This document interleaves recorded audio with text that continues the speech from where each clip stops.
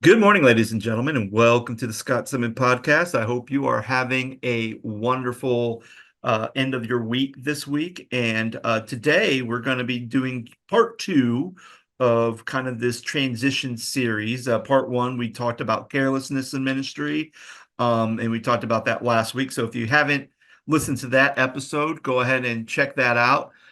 Because I think there's some key things to really think about. How do we as a leader, how does a leader do proper care especially when it comes for that leader to kind of start making their transition out of ministry or out of the current ministry setting that they're serving in and kind of moving forward. So joining me in this conversation is my co-host, Micah Current. Micah, how are you doing today? Here, man, another day. Another day.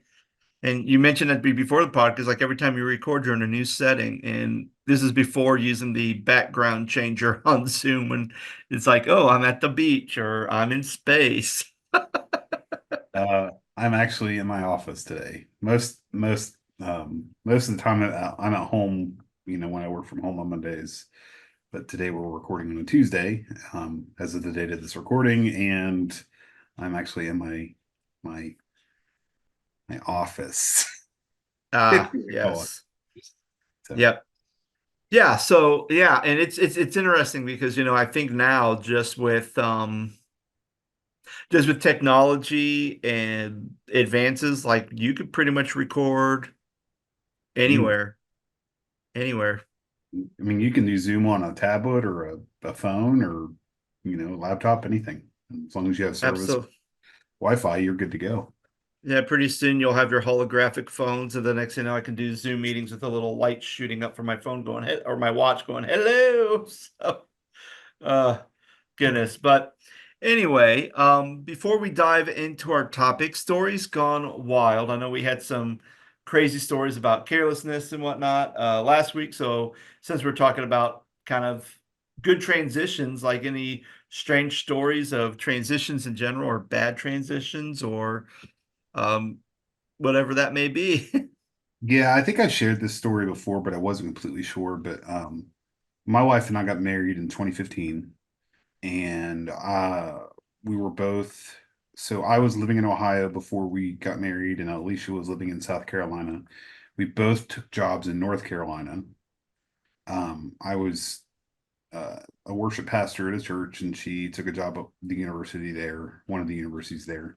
And I think we started there in June or July of 2015. Mhm. And it was one of those things where my wife had like been applying for jobs and been applying for jobs in Ohio and been applying for jobs, closer to where her parents were and closer to where my extended family was, which they all live in the Southwest Ohio area. Um, and uh, Alicia had like a phone interview, I think, with what would now Mhm. be her current, supervisor, um, and team that she works with. But she did a phone interview, and then Christmas came along, and we came home, and we met up with some friends, had lunch, and then the two ladies that my wife emailed, or I'm sorry, did a phone interview with, said, if you're in the area, stop by. Because we had, I don't think we had been to Oxford, up until that point. We were on Miami's campus. And so we dropped my wife off, to go meet these people. And we're sitting in the car, and it's like 2.5 hours later. She walks out. They basically interviewed her on the spot. Ooh. That's not the crazy part. So we get home, go back to North Carolina, and then like the following Monday, that she gets a phone call and gets a job offer.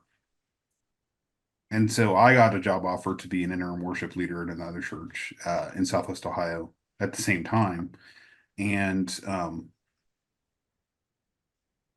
where the story goes wild, I guess, if, for this purpose of the segment, is that I had given my resignation to the church. I had told them that I was going to make that transition. We were going to move home, back to Ohio. And I had given my 2 weeks notice. I let the pastor know. And the church had bought me a laptop when Mm. I started working there. And I had talked to the pastor. I'm like, do you guys want this back? can I have it? Can I buy it from you? What do we do with this device? Mm. Um, and the pastor was like, I don't see why you can't keep it. I mean, you've worked for it and you kept it and you worked on it and you might as well just take it. Mm. So I do my last Sunday at the church, and then the next day was Monday. And I go to get my final paycheck before we were getting ready to move the following week. And I walk in, and the church administrator, would not give me my paycheck until I gave her the laptop.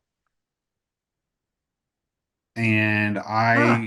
I had not deleted like the hard drive, I had not refurbished it or reimaged it, and she was basically holding my paycheck hostage.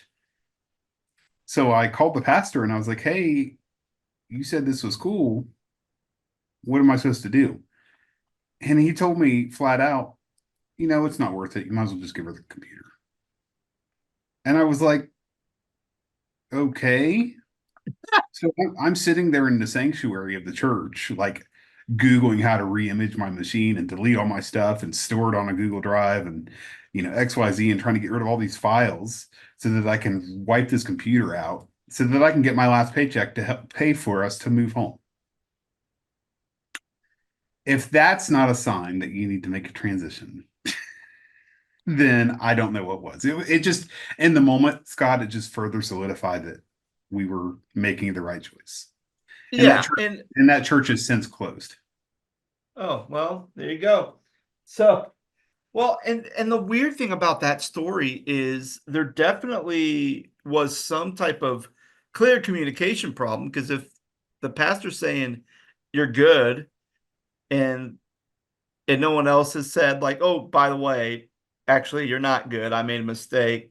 We actually need it back. But the fact that the pastor says you're good and all of a sudden you're ready to leave and get your last paycheck and they're saying, nah, nah, nah, you got to give us the computer. Like that's yeah, that's definitely odd. Like Yeah.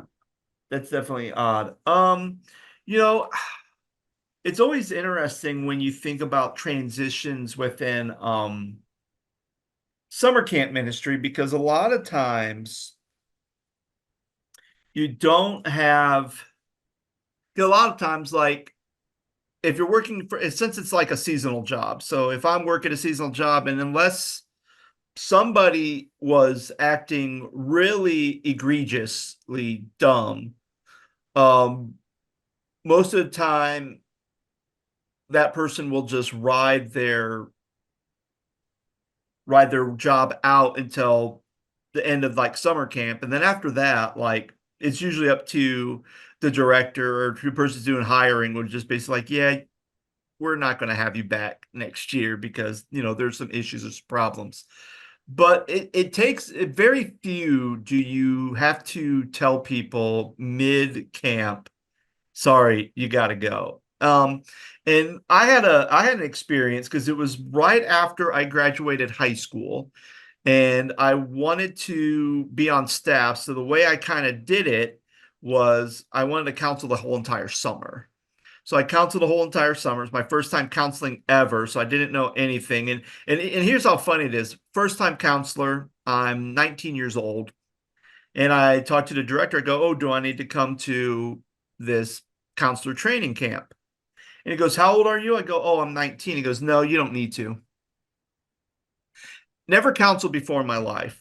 And I'm just supposed to show up and counsel kids under my care with no training whatsoever. So I had to learn the hard way because there's a lot of times where a lot of the staff members had to guide me, go, hey, what are you doing? Going, oh, I'm doing this. Like, yeah, you're not supposed to do that. But there's another guy who was counseling with me. His name was Adam. And great guy. We were good friends. We grew up at summer camp, and he was doing the same thing. He wanted to try to get on staff, so he was going to counsel the whole summer. So we do that, and we get through junior high, senior high, um, kind of like a fifth, sixth grade, which is kind of like maybe like almost junior high. And then we get to our little kids camps. And when we got to fourth and fifth grade camp, I don't know what happened, but all of a sudden, all I know is Adam. had his stuff packed on Wednesday, and he was told he had to go home. And not only like someone had to come pick him up, but someone from staff put them in their car and they drove him back home. And I'm like, what in the heck happened? And the example, and the only thing that I was told at the time, because the counselors were kind of told, not all details, but basically saying that um, he lost control of his kids and he couldn't get control back of them. So we had to let him go because he was inefficient of what he needed to do. It's like, okay. It wasn't until the next year, because the next year I'm on staff, and there's another one of my workers, Melissa, who was working there too, and another good friend of mine.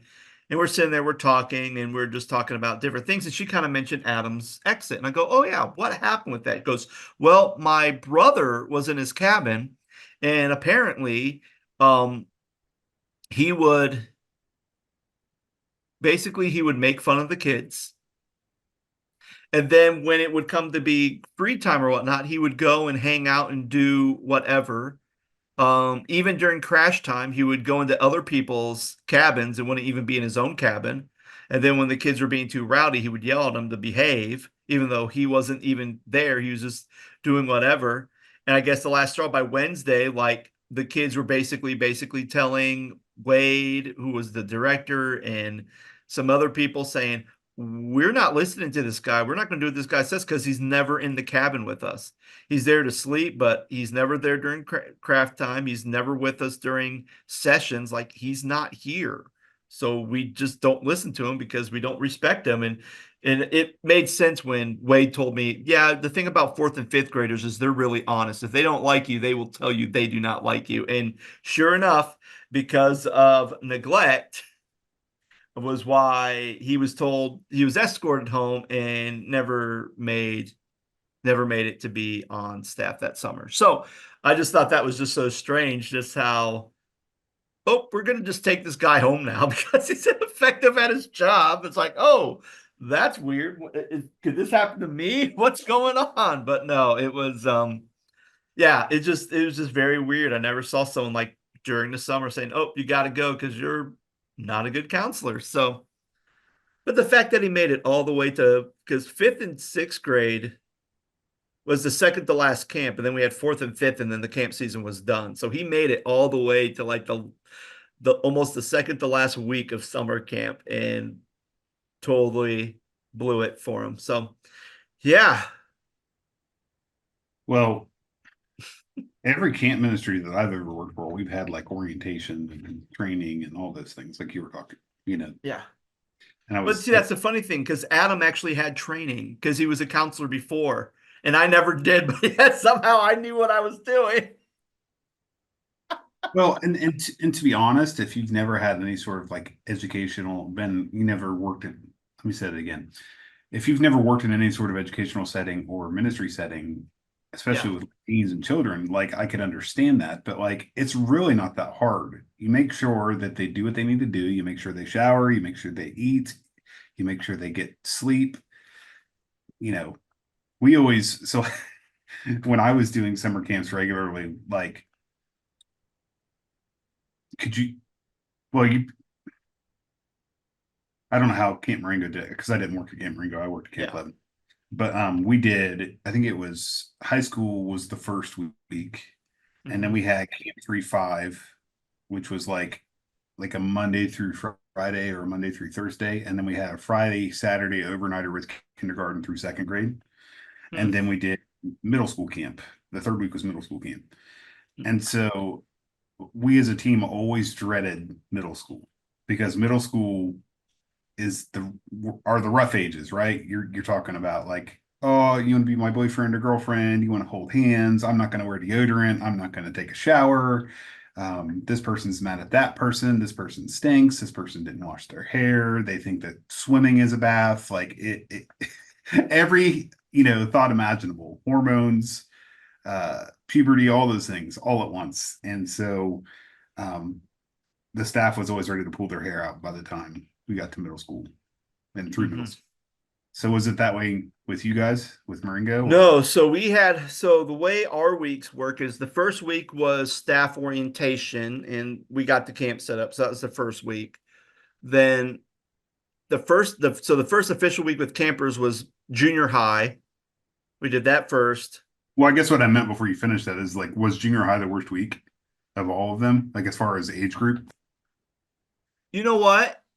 I don't know if it was necessarily a week. I think it varied depending on cabin, to be honest. I had a really I had a really bad junior high cabin. Actually, I had a really so it was no, actually it's different. I had a rough senior high week, had an okay junior high week, but then fifth and sixth grade, which is kind of like that almost junior high camp, that was like probably the worst cabin I've ever had. Like constantly yelling, people getting into fights, people just swearing all the time in the cabin. Like it was nuts. A dead frog was put in someone's pillow, like a lot of things. But Which is why no, you need like, therapy now. oh, geez. So it was just one of those things where that was weak. But yeah, we really did junior high, senior high, fifth and sixth grade. And then we went third and fourth grade, which was half a week. I think it was like Sunday through Wednesday. And then we did a family camp, which was like Wednesday through Friday. And then we did fifth, fourth, and then after that, I think we did um, fourth and fifth, and then that was it. And that was kind of our camp. Um, and I know at least before I got on staff, Marengo used to do a college, like a weekend college camp where college students could go and have like a weekend getaway at camp. And Yeah, then Kate did that too. It was like all young adult camp or whatever. yeah, so they kind of did that. But yeah, I mean, it's definitely was interesting. There's a lot more crazy stories I could tell about summer camp, but we're not going to talk about summer camp today. We're going to talk about transitions in ministry, especially if you are a church leader and you're kind of like, hey, I think my time here at this church or at this organization is done. I am ready to make that transition out. I think there's some ways where, when does someone start getting to that point? Not like what do you do when you actually do pull the trigger, but how do you figure out when it's actually a good time for you to start thinking about transitioning out? And I think that's probably the more difficult question. I read a quote in my research, I read a quote that said, by the time most church leaders start thinking about transitioning, it's already too late. Yep. It's already too late. And I just thought that's mind blowing. That by the time you think about, okay, I'm ready to be done, it's already too late. You've already missed the bus on trying to develop a smooth transition out of ministry and kind of set things up for the next person. So I find that very fascinating. So I guess so let's just start kind of like with that. Like when someone says by the time you start thinking about transitions, it's already too late. Like me saying that quote, what are some of the things that pop into your mind, or what are some things that you have witnessed that really rings true? As far as when I know it's time. Or when you know it's time, or especially when or maybe in like ministry context, or even with you working at higher ed, like maybe you've seen some transitions that have gone awry because someone decided they're leaving and they didn't really, and it was kind of too late to really get things ready to make that transition smooth. I will say that in higher ed it's a little bit different because, you know, especially at a university, the larger size universities, Miami runs around 16 to 20,000 between our campuses, and we have three campuses in Southwest Ohio. Sorry, four, and then one over in Luxembourg overseas. But when people make a transition, it's you're just a number, right? And so they're going to post your job, they're going to replace your position. Um, Working in the current role that I'm in, I work in the dean's office, and 2 years ago, the dean that I worked for, she was named the interim provost because the provost resigned, and so the Hmm. provost left, and they offered my boss, the dean, the interim provost position, and then she interviewed and ultimately got it. So she went to be the provost. Our associate dean became the interim dean. Our Department of Theater chair became the associate dean, interim associate dean. And then we hired a new theater chair, and we hired a new art chair, and we hired some additional staff at that. It was just a big circus of transition, right? Hmm. So everything was going on, and the search process with a dean or like an upper level position within the university, a provost, dean, president, things like that are like they're considered national searches. So they search all over the country, and we bring in a search firm. I was actually on the search committee for the dean that's going to be starting here in July. But it's been 2 years since we've had a dean. Like we have had an interim in place, but we've Hmm. taken 2 years to hire and get somebody to come and be the dean moving forward.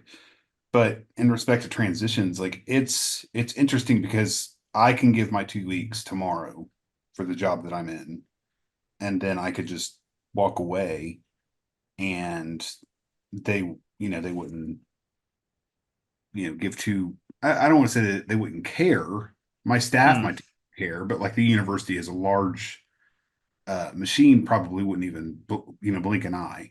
I will say that if you're transitioning within the university to another office on campus, it's um, it's a pretty seamless process, and I've done that before. Hmm. I get my 2 weeks. I tell my supervisor, "Hey, I'm leaving. I've been offered another opportunity." 2 weeks later, I start at my other role, and they hire somebody in my old role, and you just keep going.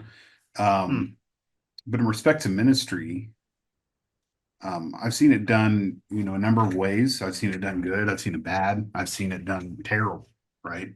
And I've also seen where, like what you were referencing just a few moments ago, like some people just, or I'm sorry, the stat that you read off, by the time people recognize it, it's too late and the damage has been done. And Hmm. unfortunately, I've been in spaces where um, that's usually the lead pastor, Hmm. and they need to retire, they need to move on, they need to make a transition themselves, and they're blaming everybody else around them, and then everybody else around them leaves, whether it's staff or lay people or volunteers, and then they wonder why. And so, I'll answer your question with a question, Scott. Is it more damaging to not recognize when you need to make a transition, or do the damage so much so that everybody around you leaves, and then you either kill your church or everybody in your church is left, and you're basically starting from scratch and building a new church and new volunteer base? That's a good question, and I don't really know the answer to that because I think like even when I think about kind of the things that have happened here, the lead, decided to no longer be the pastor here, and during kind of that transition, and there's some other really weird things that happened, but during that transition, like a brunt of the work went to the auxiliary. And I think that was the big thing is that the former pastor kind of didn't really didn't really allow other people to play, meaning, Mhm. you know, very close, kept the cards close to the chest. So then when they're done, now the cards are scattered, and now everyone has to kind of pick up the cards and figure it out. And I think that goes back to the idea of, if you don't have good lay people or a good strong leadership within your auxiliary support, then I think what happened is once the new leader arrived, then the auxiliary who still was there decided, okay, the new lead's here. We can now leave and exit because we're kind of burnout now. Or we're kind of at a point where maybe we wanted to leave, but now we felt like we couldn't because the lead left. So now we have to kind of feel like we have to kind of hold the ship together, to use that terminology. Um, so I think, yeah, I think, there's that. And I also think that it's damaging if you overstay your welcome. And I think the challenging thing for a leader is, when do you know that you have overstayed your welcome? Because, I think a lot of times when leaders decide when they make the decision to transition out, either they're burned out or they're at a point where they're like, okay, I'm ready to retire, but I really haven't thought about, okay, what does my retirement look like and what does that transition look like? Because if you're a pastor who have been at a church for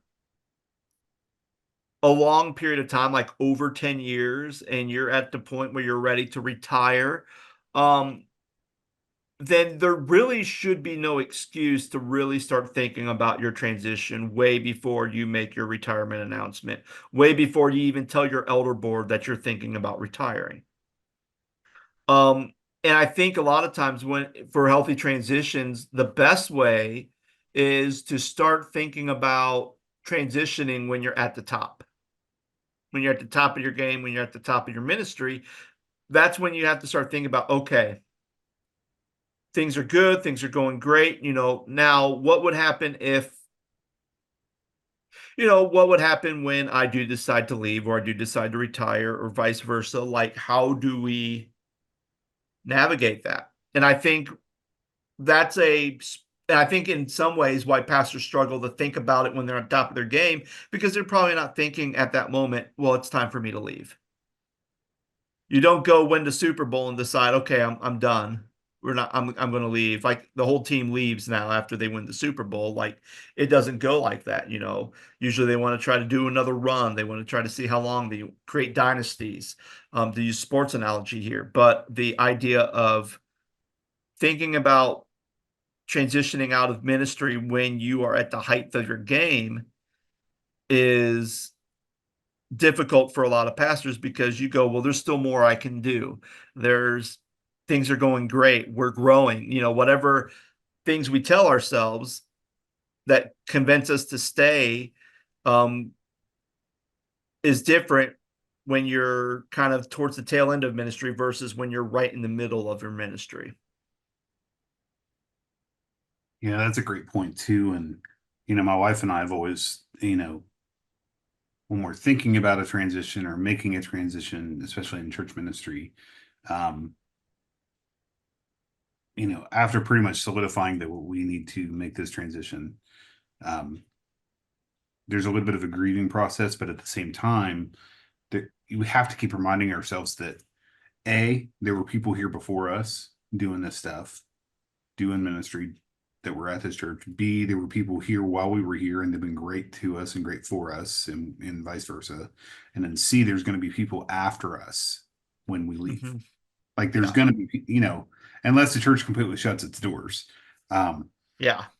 and I think people forget that a lot of times because it's not about me. It's not about my pride. It's about the ministry and the kingdom of God. And not to go down a huge rabbit hole, but like I I was in one ministry position once where I was working part-time, making practically nothing, and I was offered a full-time job in ministry, doing basically the same thing, but for full-time pay. And at the time I needed a job, right? Yeah. And so like the church couldn't fault me for taking another role somewhere else. Yeah. But the pastor was upset that I was taking a role somewhere else. Yeah. And it's like, well, do I feed my family or are you going to pay me more? Well, and I think that's a good point, because like my parents' church, they have two pastors leaving. One of them was only there for a year, another one of theirs been there for probably five years, but they're both part-time people. One of them's pregnant and is Mm. having a baby, and they're actually going to move back to Oklahoma so she can do counseling. It's like, okay, and I understand that. And then I think the other one, I'm not sure, but and I think that's, as far as part-time people, that's always hard too, to kind of try to keep them. And especially as a pastor who may get angry that part-time help's leaving, well, it's like, well, A, is there anything you can do to kind of help us? Or, and me and my dad get into conversations about this too, because it's like, well, if you value somebody's work, even if you can't pay them a full-time salary, there's a lot of other things you can try to do to try to help, you know, lessen the load or do something, especially within churches, because churches, especially with tax law and everything else and the different like tax write-offs, there's a lot of stuff that you can do to really help um, auxiliary pastors or part-time pastors. Um, Do you mean by the way of compensation? by the way of compensation, or maybe there may be certain things that, and again, with my dad being a tax guru, he knows all this. But for example, like as a worship, like Micah, let me ask you a question. As a worship leader, let's say if there is something like you're probably not using the church's guitar, you're probably using your personal guitar to lead worship, correct? Yes. So let's Usually say my own gear. Yeah. you're using your own gear. So let's say something happens to your gear while and you're primarily using your gear for worship, and let's say broken strings, or maybe your neck's warped, so you have to like get your neck fixed, or you have a guitar that is completely damaged and you have to buy a new one. um you're obviously, the church isn't going to be paying for a new guitar, all that stuff. You're paying for that, right? Yes. So in some ways, so you're paying for that, so now that's a cost that you have to eat. So what type of compensation or what type of benefit does the church do or can provide for you when you're using your own money for church, for ministry use? I've never been offered anything. Well, and see, that's the thing, because technically what they could do is a lot of times what churches can do is they can offer you some type of, and this is what I do, and this is kind of what I use with CSRM, but I get some type of thing. So like when I pay for stuff for the CSRM podcast, I pay for music license every year. If I need to buy any audio equipment or stuff for podcasting for them, I have to pay it from my own salary. But because of it being a nonprofit ministry and because of certain things, I can actually record that as non-taxable items. So now that becomes a tax write-off. So you buying strings, you buying a brand new guitar that you're using primarily for worship can actually become tax writable. Hmm. And so, and now if you're now a lot of churches, now here's the thing, a lot of churches don't understand a lot of that church law stuff, church tax law stuff. So in your case, let's say you had to buy some new gear, and let's say you spend at least $800 of your own money to help do gear to help you lead worship and stuff. Well, it may not necessarily be a big, but even just simply like, hey, I can write this off my taxes. And someone says, here's how you do it. Here's the paperwork you need to fill out. And once you do that and, the church approves of it or whatever, they sign something, then guess what?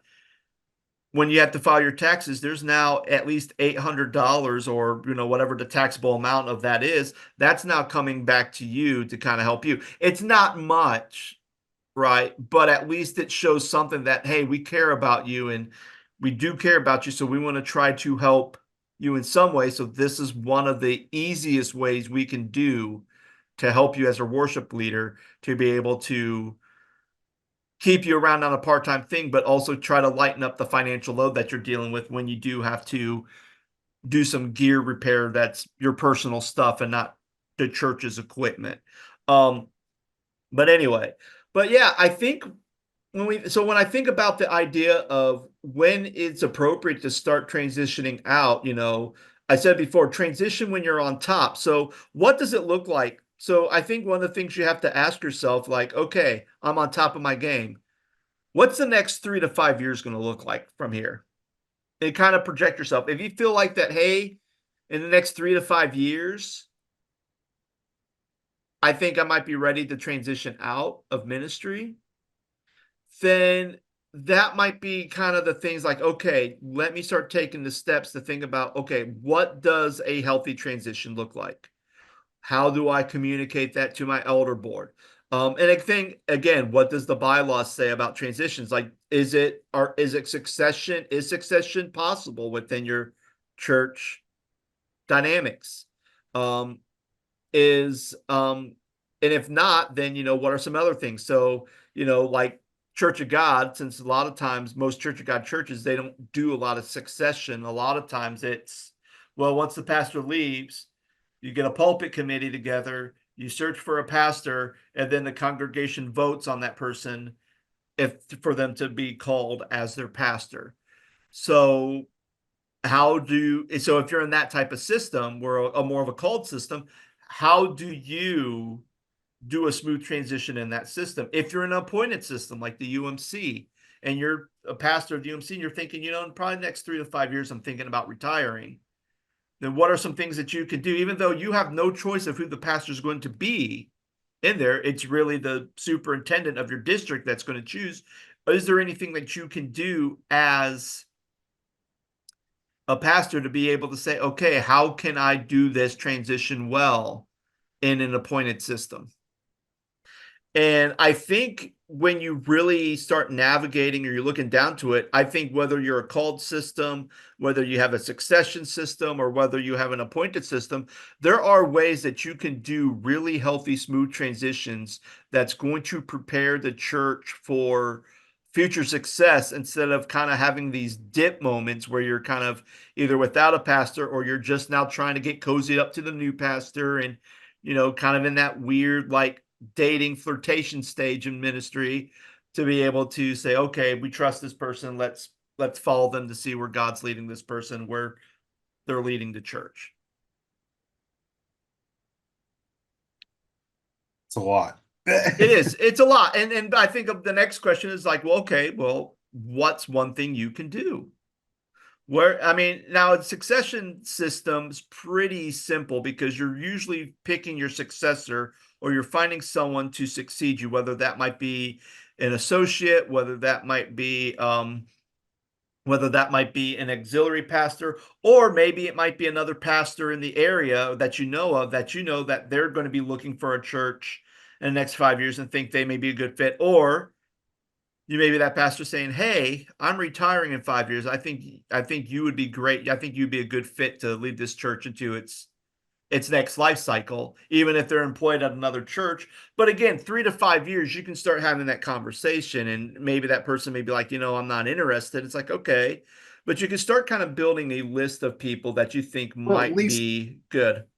at least if you do that, Scott, like your church isn't hanging in a lurch, like you were saying just a few minutes ago. Like it's, how many times have you and I seen that over the years, especially in the Church of God? I mean, not to pick on the Church of God, but like it's just when a pastor leaves, there is like, what do we do, right? What Like, do I we guess do? Yeah. like I guess we'll put a pulpit committee together. I guess we'll put a search team together, and we'll have a couple meetings, and then we'll get the job posted, and Hmm.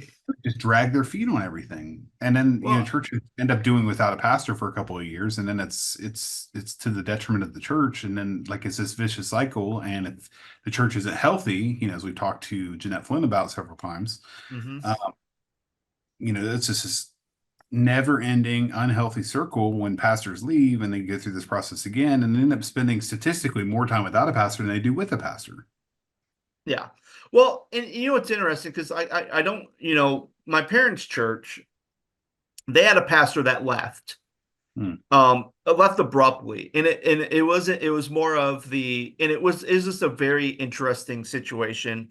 But basically the person left abruptly, but when the person was leaving, he actually gave a list of names of people who he thought that would be good pastors for this church in the next cycle. Um, However, I don't necessarily think that went over very well, because pastor gets back from sabbatical and then basically follows up a sabbatical with the head elder and basically says, "Oh yeah, I'm leaving." And I'm leaving like in 60 days. So obviously that wasn't going to go over well. Now I do know that probably, I mean, I don't know what names were on that list, but I'm sure, you know, I don't know if anyone considered those names or not. Like, I'm not sure. But I would say that, even kind of starting there, especially if you're like, Church of God, we're more of a cult system. But I think even if it's a pastor saying, hey, I think these are good people, I almost hesitate with that just because as a church, and depending on the church's leader on how they've done, like, are you getting the same? Are you just getting, Pastor Tim 2.0? Or are we going to get somewhere new? So I think a lot of times when that, especially in an appointed system, if a pastor is ready to leave within 3 to 5 years, I think they would need to talk to their elder board and say, hey, I'm thinking about, I'm really thinking about kind of what the church is going to look like, when eventually I transition out of here. I'm not planning on going anywhere anytime soon, but I want us to be kind of thinking about, okay, as we are leaving, as the pastor's leaving, what are the key pillars? What are the key values? What's the key thing that we as a church value? And I think when you can start having those conversations going, okay, let's see what is it that we truly, really care about. I mean, if we truly carry, I mean, and I think that's going to help in a certain way because let's say, ideally people go, well, we care about saving people for the Lord. We care about evangelism. We care about those souls lost to Jesus. Every church is going to say that. I mean, I don't think there'll be a church that goes, we don't really care about sinners and saving souls. We just care more about our Jello molds and whatever the case may be. Um, I was going to say too but that at least with that conversation, there's a sense of transparency there, like yeah, to know that there's some sort of like plan in place in case you were to get offered another job, or it'd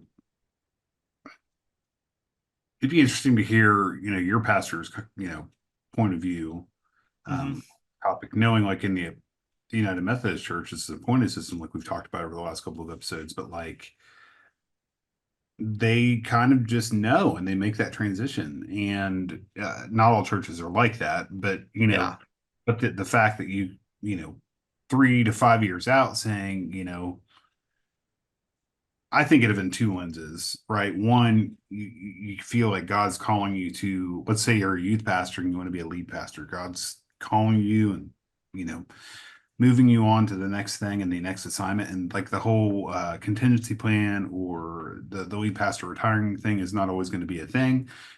There are hundreds of thousands of churches that need a pastor, right? So, like, you can do that and make that transition. But the whole transparency conversation allows for that space to be more open. And so when you go to make the transition, when the transition actually happens, it's not as abrupt and it's not as painful, even though that all transitions can be painful at times. At least the church is prepared in a sense for what's yet to come. yeah. And you bring up a good point with that because when you think about, I mean, and there's a key word you said, transparency. It creates a culture of transparency. And I think with transparency always comes trust, right? Because if I'm being transparent with my elder board saying, hey, I'm thinking in the next 3 years, I'm probably going to be moving on to the next chapter or the next phase of my life.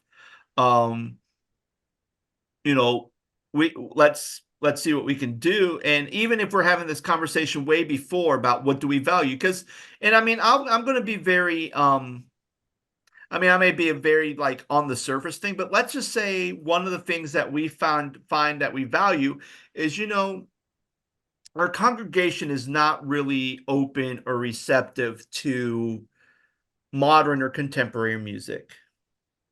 They're more hymns or Southern gospel driven.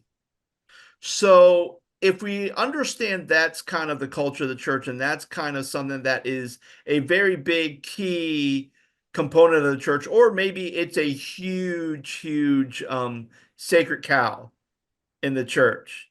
Like its roots, like its hoofs are deep in the mud. Um, then that's really going to help you understand, okay, what type of pastor do we need to lead? Because you may want a young pastor that's going to break down, kind of get the old stench out of the church and really revitalize our church and bring young families in and do all this stuff. But the reality is if the culture and what you're finding out is the things that our culture or the things that our congregation wants is not responsive to young families, or at least I would say, especially young families, the type of demographics that are moving into our area, then you could have the youngest pastor in the world, the most energetic pastor, and you're probably going to run into a lot of issues because some of the changes that this pastor may make is not going to bode well with the congregation. So you kind of have to think about, now that doesn't necessarily mean, okay, let's just get a older pastor who just loves to sing hymns all the time. I think you can kind of find somebody that can say, okay, what can we do? Or maybe you might have a younger pastor who's very big into hymns and not very big into modern music either. So obviously, that's going to be something that is going to work with, that they can work with a little bit. But I say all that because I think once you kind of know a little bit of, okay, here's like probably 3 or 4 things that we really value as a church, from missional all the way down to more of the practical of everyday church life and the movement of the congregation. That's really going to kind of set you to how you can make a smooth transition. And it's also going to make the congregation honest with whoever's coming in. Because I think a lot of times with an appointed, or not necessarily appointed system, I'm sorry, with a called system, I think there's a lot of times where, especially if you're a church who is struggling to find a pastor and you're probably without, like, it's been 6 months to a year without a pastor, there's probably certain things that you're probably not going to be openly transparent about your congregation or about your church or even about your church history to the upcoming people, because if you are, it's probably going to maybe turn some people away. So I think so then you do that and then you finally get a pastor, and then all of a sudden the pastor has now inherited all these problems, and they're like, okay, I didn't realize I just stepped on a landmine when I first walked into the door. And it kind of does, and it sets the new pastor up for failure because they weren't privy to all the information coming in. And so I think when you're prepared, and even if you realize, oh, we have a lot of ugly stuff we really need to fix, that's when, like Jeanette said, this is when you can have an interim come in and say, okay, here's the things you want to fix. Let's start talking about it. Let's try to figure out what's the cause of this. Let's try to reconcile this. And then that way we could say, we are now a fertile soil for the new pastor to come in, and we are ready to start doing the work to really grow within our community and to grow in our relationship with God and to be very missional in everything we do. I mean, it's all accurate. I mean, I also think too that why wouldn't you want the church to be in a better space than you came to it in, right? Like, and I'm not just saying it's a testament of the pastor's ministry there and the time there that the pastor has served, but it's also the congregation, right? Like, Yeah. kind of shape is the congregation in? What kind of you know, where they at on the life cycle? Like we're talking about with Jeanette, like you know, are they better off before you got there, or are they worse off, or are they about the same? I think you have to gauge that as a not just a pastor, but the leadership of your church. And my hope and prayer every time I've made a transition out of the ministry is, Lord, I hope I've left this place better than I found it. Yeah. Yeah. And I think, and I think that's kind of, and maybe that might be another reason why I think pastors hold on too long. Hmm.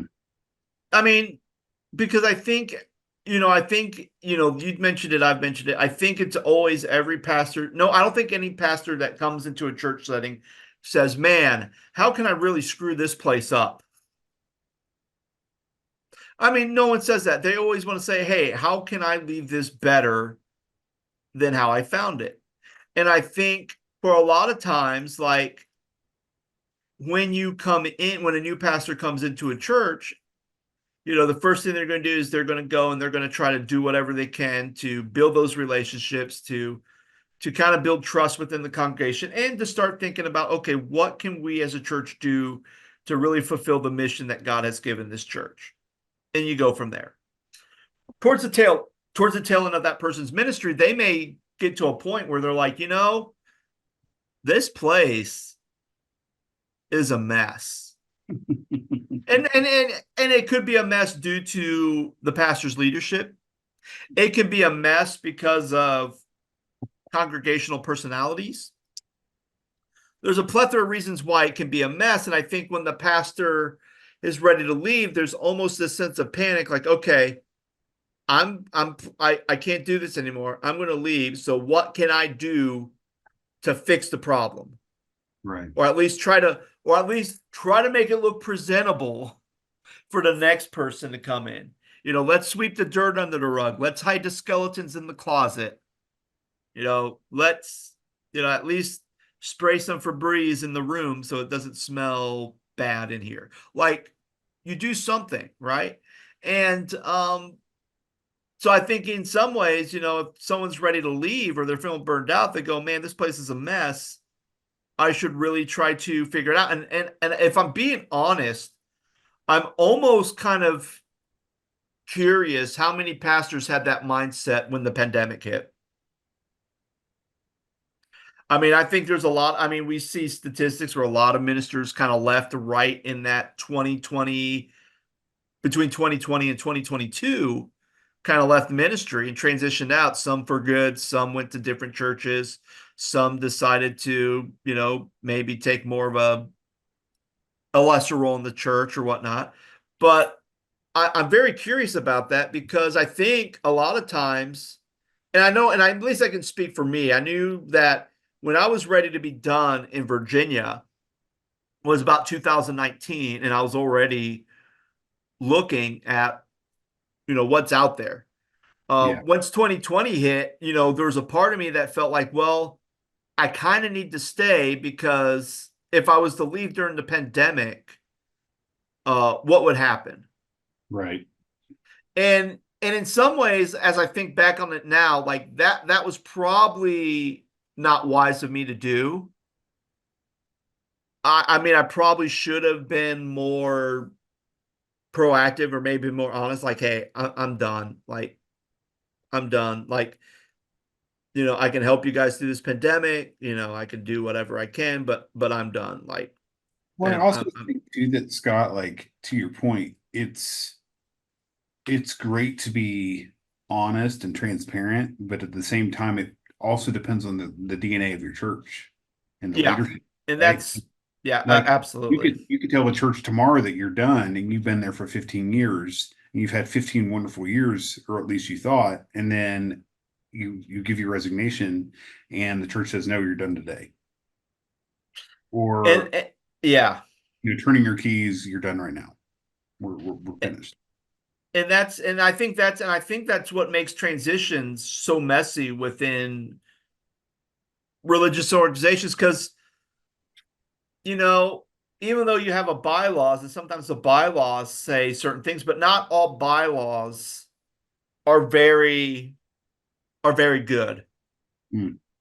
And the reason why I say that is, this was before I even went to Virginia. There's one church I was looking at, a church out in Michigan. Their bylaws was on a single piece of paper. One sheet was their bylaws. And as you're reading through it, one of the things is they had certain requirements of hiring a pastor, but they had nothing on how to get rid of one.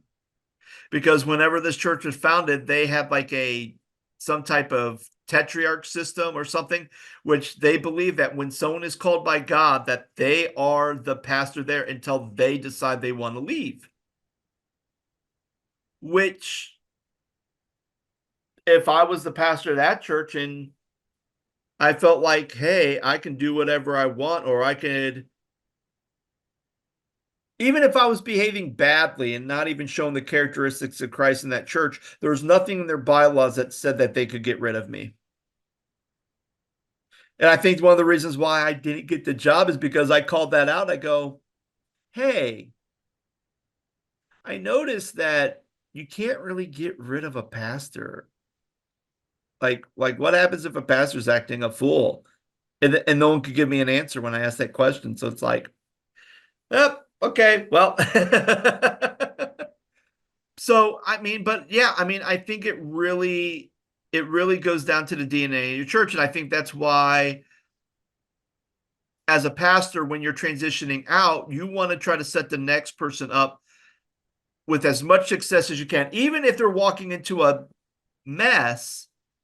As the outgoing pastor, if you can, always try to do what's best to try to encourage the incoming pastor, and sometimes that's just getting out of the way. And sometimes that's means, simply talking with, um, don't be talking with your parishioners, or don't be trying to set up a coup with your parishioners. Because I think in some ways,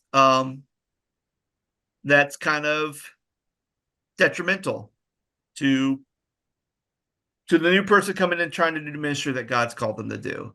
Um, so yeah, yeah. So I mean, yeah, just to kind of close this out, like if you if you're someone who's really thinking about transitioning, whether you are a small church pastor or you are a middle-sized church or large church, like you should always probably be thinking about, you know, what would happen, in a couple years down the road, 3 to 5 years down the road. What are some things that I can do to really set this church for success in the time of transition? And I think, and it starts today. And I'm not saying that you have to go to your board and say, hey, I'm thinking about leaving in 5 years, but I think you can even gear the conversation of, hey, what are the things that we value as a church? What are the big things that we value as a church?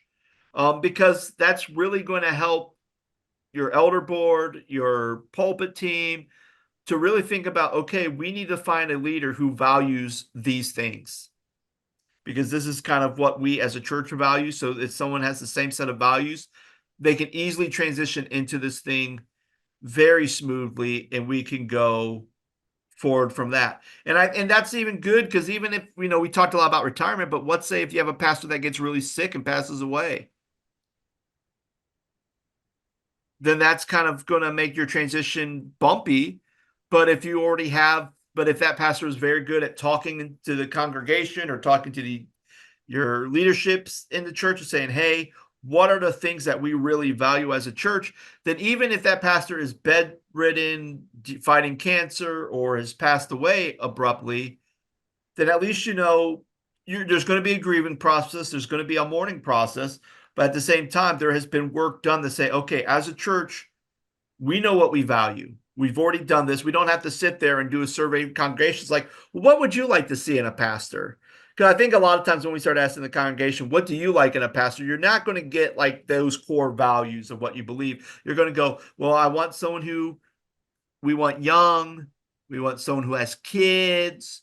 We want somebody, it's always these more physical attributes, or more of these personality attributes necessarily, are these the core values of ministry that they fit there. So if you're a church that's very strong in the mission and you have a pastor who is not very big in the missions, then that's probably not going to be a smooth transition. There's probably going to be a lot of bumps in the road.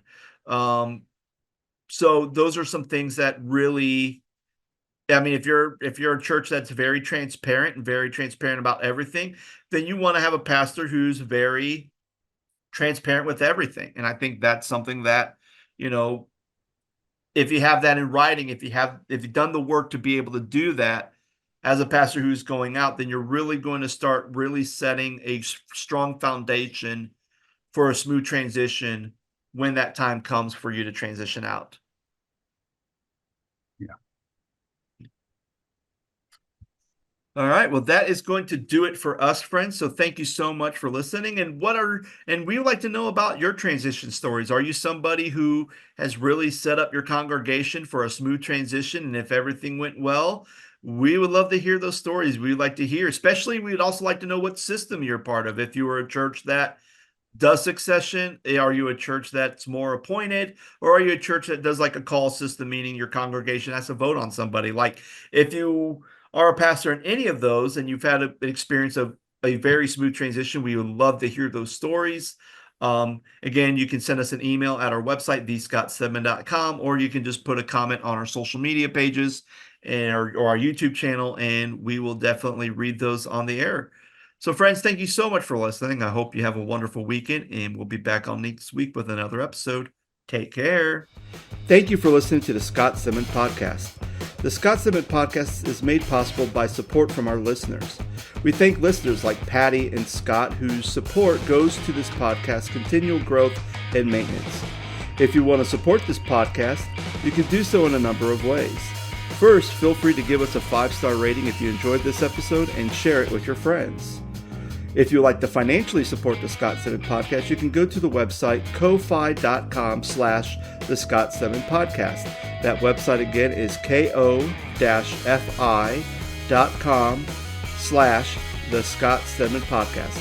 Thank you so much for listening.